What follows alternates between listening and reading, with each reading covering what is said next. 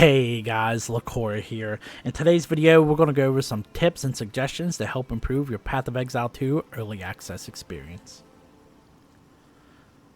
I want to start off first by saying if you've gotten the early access minimum package, you should have gotten 300 coins for the shop.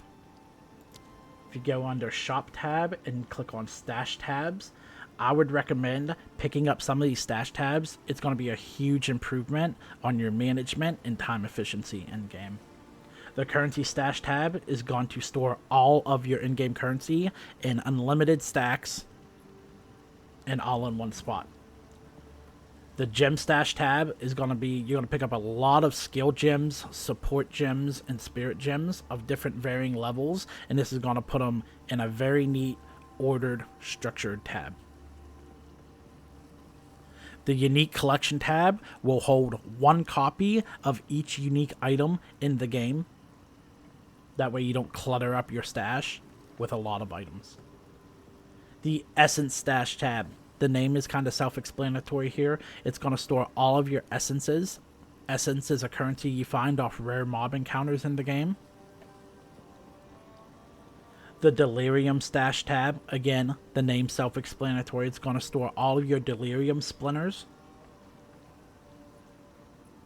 And then another one I want to suggest here is going to be the Upgrade Premium Stash tab. This is going to allow you to take a normal stash tab and give it that customization feature of a premium stash tab. A notable mention, if you plan on supporting this game and adding a little bit more currency to your account, the premium quad stash tab is a very nice addition. What it does is it combines 4 stash tabs into one very large stash tab. Very nice for storing stuff you want to keep in one tab. Now I want to head over to my stash and I'm going to show you how to set up and organize your stash. If you see here, all my stashes are kind of organized and color coordinated. Now yours isn't going to look like this at first. They should just be numbered in numerical order. But if you click on them, you'll find out which ones are the stash tabs that you've gotten from the store. So if you go up here and if you click around, as you can see, we have them one. So this one was just numbered. And then when I clicked on it, I was like, okay, this is the skill tab that I bought for the gems. So if you right click on it, I'm using keyboard and mouse. I do not know the controller keybinds. You have to check with those or just swap over to keyboard and mouse as you follow along. Then you can swap back to your controller layout. So right click on this and it's going to open up. You want to name it according to what the tab is or what you want it to be. Again, this is my skill gems.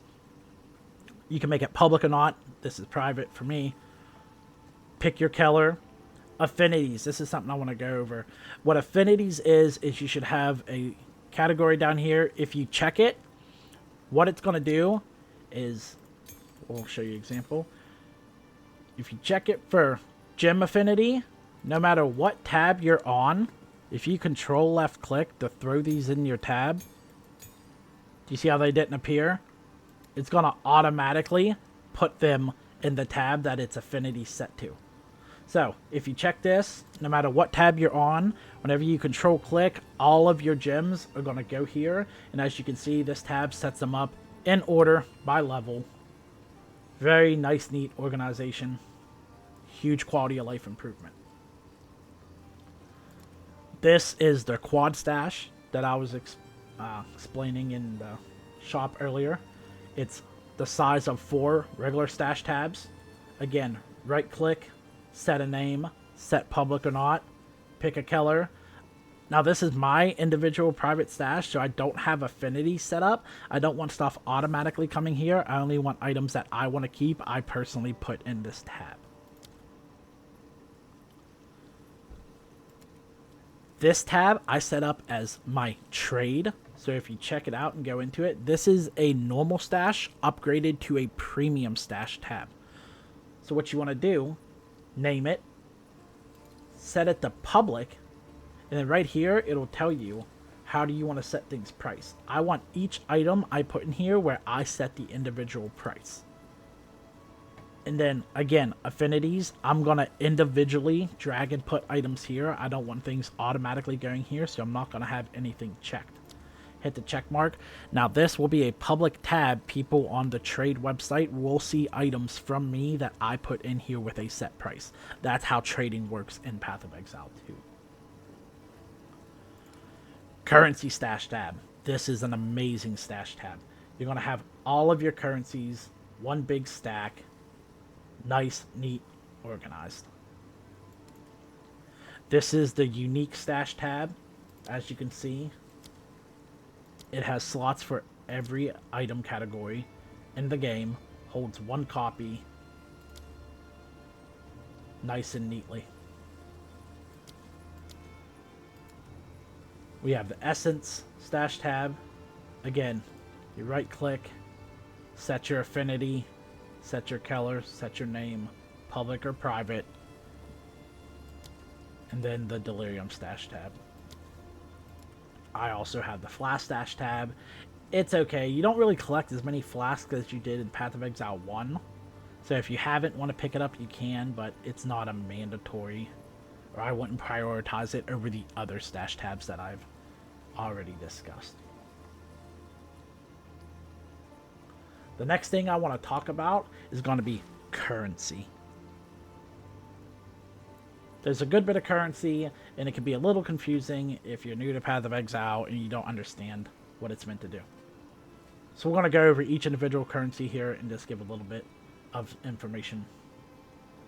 The Orb of Transmutation is going to upgrade a normal item. That's going to be your gray, white, blank item without any stats on it, to a magic item with one modifier. So it's going to turn a white item to a blue item with one stat on it.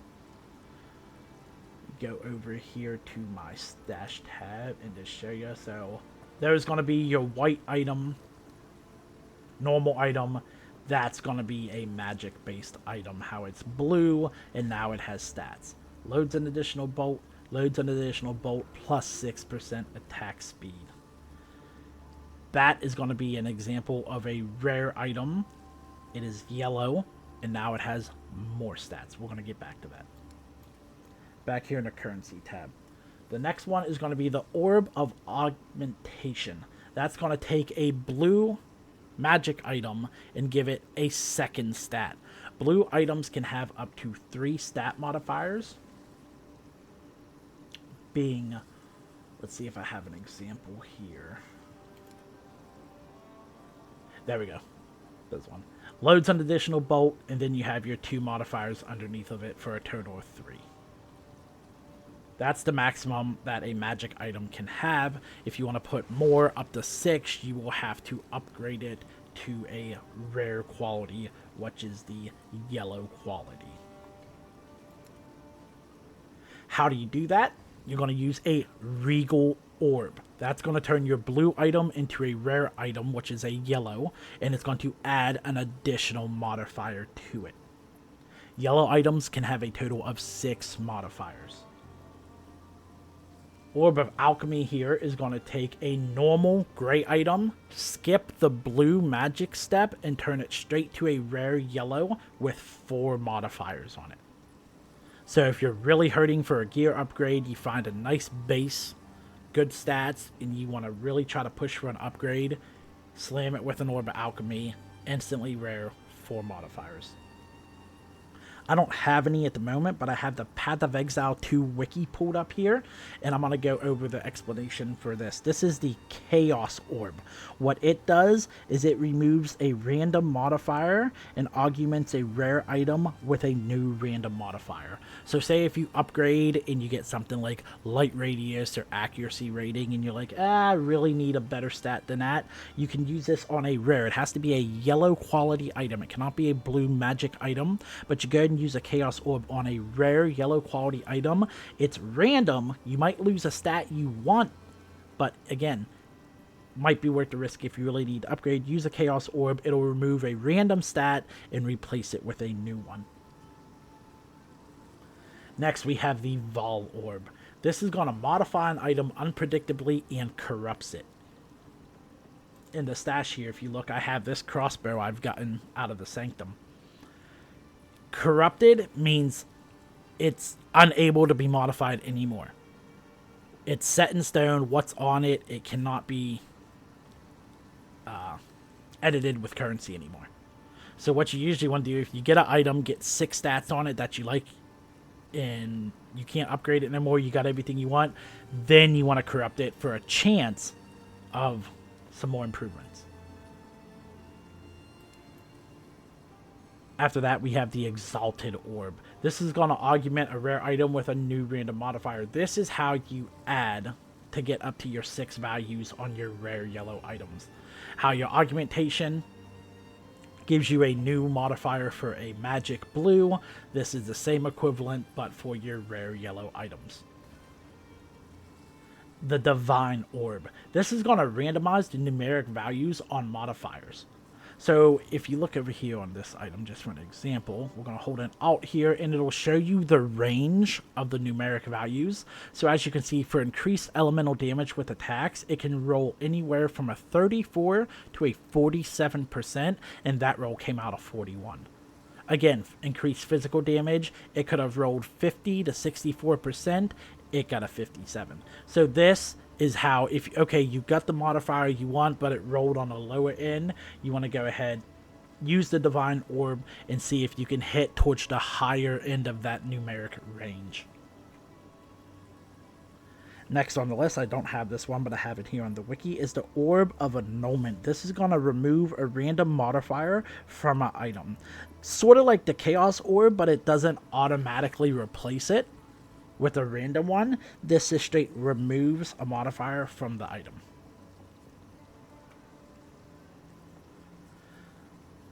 The other item here is the Orb of Chance. It unpredictable either upgrades a normal item to a unique rarity or destroys it. So this is like a complete gamble. You can take a great item and say, might get a legendary, might destroy it. Is this a roll of the dice? See how it goes. Lastly, down here, we have the Mirror of Kalandra. This creates a mirrored copy of an item, so this basically duplicates an item.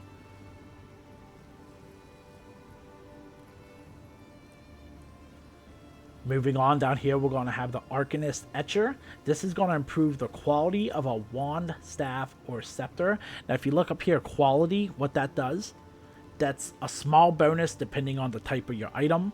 Martial weapons are going to give you 1% more physical damage per quality. Armor gives you 1% defense. Flask gives you more life and mana recovery. Charms give you increased duration. So this is just another way to boost up your stats and improve your overall item. Armor Scrap. This is going to improve the quality of all of your armor pieces. Blacksmith Whetstone. This is to improve the quality of your martial weapons. So over here you have for your wand, staff, or scepter, your more caster based items. Over here is for all of your melee weapons, your martial weapons. I don't have any of these because I've been using them, but this is going to be your Lesser Jeweler's Orb. This is how you get more sockets for support gems on your skill moves. I will pull up real quick. So you start out with 2 support sockets, but as you can see, you can get up to 5. This is how you're gonna unlock additional sockets to improve the strength and customization of your build. So these come in the form of Lesser Jeweler's Orb, which will get you from 2 to 3 sockets. Greater Jeweler's Orb, which will get you from 3 to 4 sockets. Then Perfect Jeweler's Orb, which will get you from 4 to the 5th socket. Artificer's Orb. This is going to add a rune socket to a martial weapon or armor. A rune socket is what you see right here on these boots. It's going to be a socket on your gear, which you can go to these right here, runes. You'll find these dropping off mobs. Each one has a different name associated to what it does, and each rune will have a different effect whether it is placed into a weapon or a armor socket. There's multiple. These are a nice way to add a elemental boost to your weapon or a certain resistance to your gear to help stat stacking. You can get maximum life. You have your recovery from flasks, accuracy rating. There's a lot. You'll find them along the way. Just read the description, and it's basically just helps meet stats as you go. If you need some defensive, put them in your gear. If you want to boost your weapon, depends on what build you're going. Find the one that works for your build and go ahead and socket it in your weapon. Next, your Scroll of Wisdom. This is going to be your basic currency or your item that you're going to use throughout the game. This discovers and identifies items. Usually when you pick up items, if they have stats on them, they'll say unidentified. You got to take a Scroll of Wisdom, click on it, and then click on the item to reveal its stats. A little tip I want to inform you on, if you don't already know, whenever you finally unlock the hooded one and he stays here in town, if you click on him, you will see identify items. This can save you if you're low on scrolls and are trying to build up. Don't worry about revealing items in your inventory as soon as you find them. Collect them, hold on to them, wait till you get a whole bunch in your inventory, come back to town, and if you click on the hooded one and click identify items, he will identify all the items in your inventory for you, revealing their stats for free. Just a nice way to save money, build up scrolls early on, and a little quality of life feature.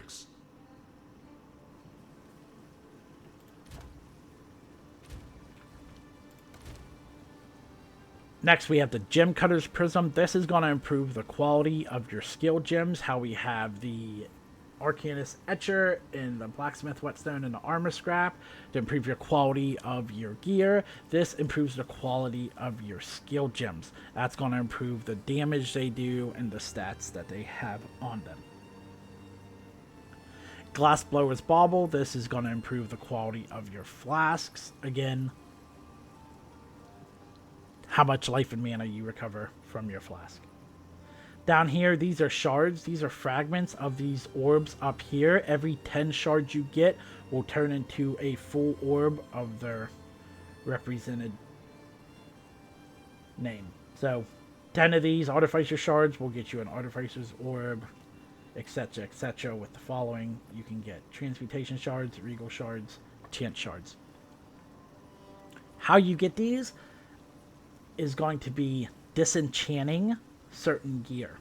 Salvage Bench will get you your Artificer shards.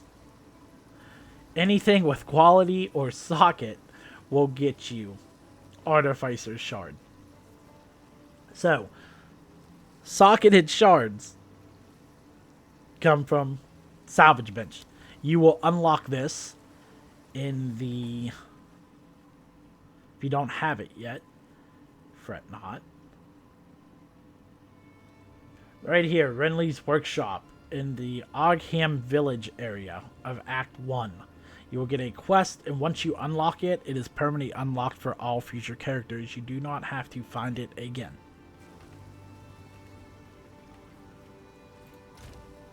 But Transmutation shards and Regal shards and Chant shards, that's going to be your quality of items disenchanted from Una or their corresponding trader in town that disenchants.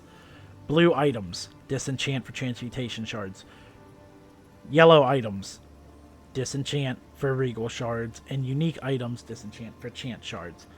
I highly recommend, once you get some currency and some gold build up, or even if you want to get a jump start on currency, yellows, I know it's a balance between whether you want more money or more shards, but I more than likely disenchant my rares and yellows, because Regal shards, it allows you to be more comfortable with rolling and upgrading gear and replacing gear more often, because you have a supply of Regal orbs coming in.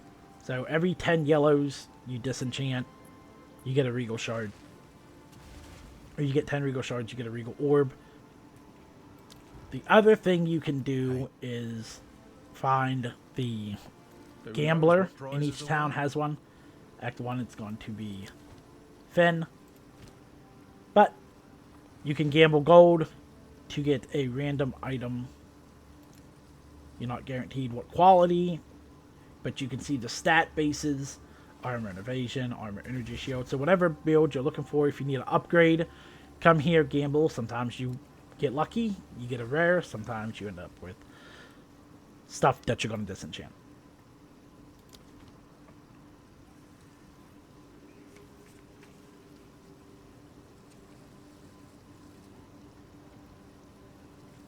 See you. Next, let's look at skill gems. Let's see here. Let's go down to an early level 1. So if you look when you click on a skill gem, if you see it's in every odd number, or odd level, as you will. This was a little confusing for me at first because you will get gems of all levels. You'll get odd and even levels, so level 1, 2, 3, 4, 5, etc. But when you go in here, there's only brackets for odd levels. 1, 3, 5, 7, 9. What was a little confusing to me was leveling up your gems. So every odd, you unlock a new stage or a new tier, however you want to describe it, of moves. But if you look, you're going to get even level gems too. I was clicking without reading. Create a skill gem or level an existing gem. So it took me a little bit, but take your even level gems, upgrade your existing moves. It will increase the damage, reduce the mana cost. It'll increase the stat cost, but that's how you keep your gems up to par and keep increasing their damage output. So kind of take your even gems and use them as a chance to either get other gems of a lower level that you want or improve your current gems, upgrading their existing damage output and stats.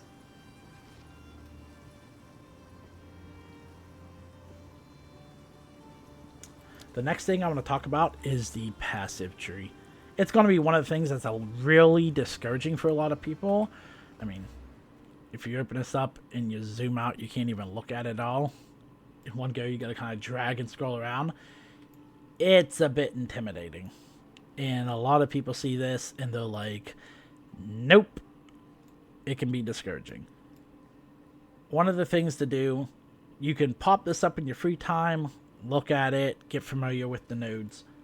But focus on the area of which your character starts in. You don't have to learn the whole entire passive tree in 24 hours. I mean, here, playing as the monk, it starts you off in the area. Coming out here is going to be a lot of stuff focused on what the monk has and what the monk can do, unless you want to go something really out there and go your own way. Like down here, for example, leans into the ranger area, into the mercenary area, and then over here is the warrior area. Beside it this way is the witch sorcerer area. So once you play around, you'll learn, but you don't have to learn the whole entire thing. Take your time, read some of the nodes, plan out. Everything straight out from the center towards the edge is going to be aimed at benefiting your class you're currently playing. So if you just read and branch out along the way, you really can't go wrong. They have a search thing up here, so if you're looking for... Oh, let me see here.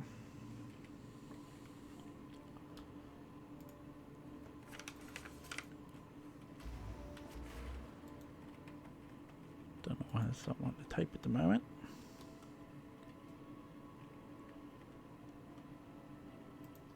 It's going to search, but for some reason, there we go. So if you want to search for fire,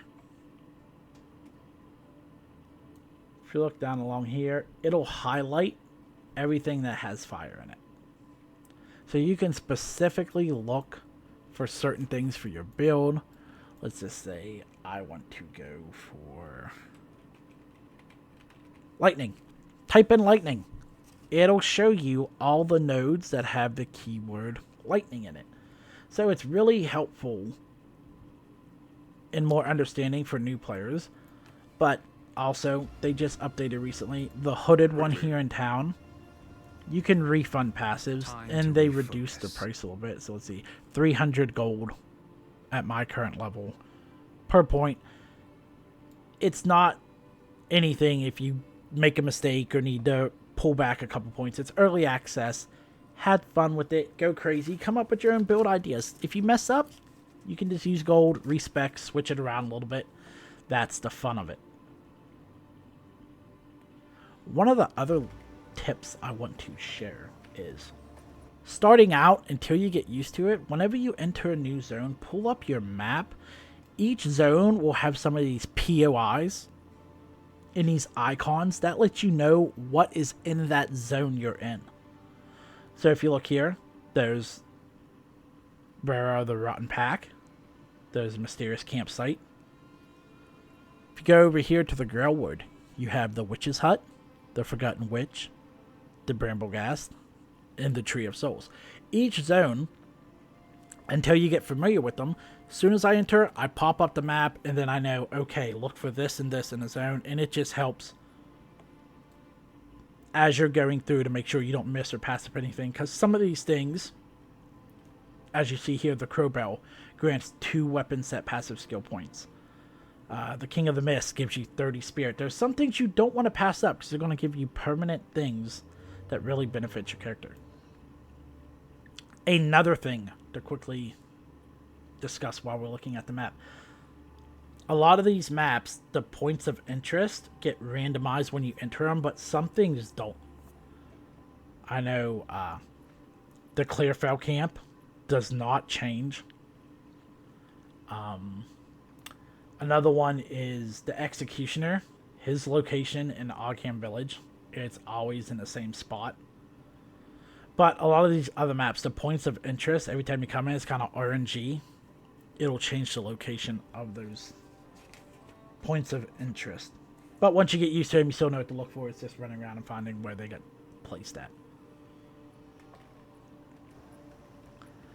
Other than that, guys, I hope this video was helpful. If you found anything in this video entertaining or helped you out along the way, drop a like and subscribe. Let me know in the comments what you think, and stay tuned for more Path of Exiles 2 content coming your way. Thanks for watching.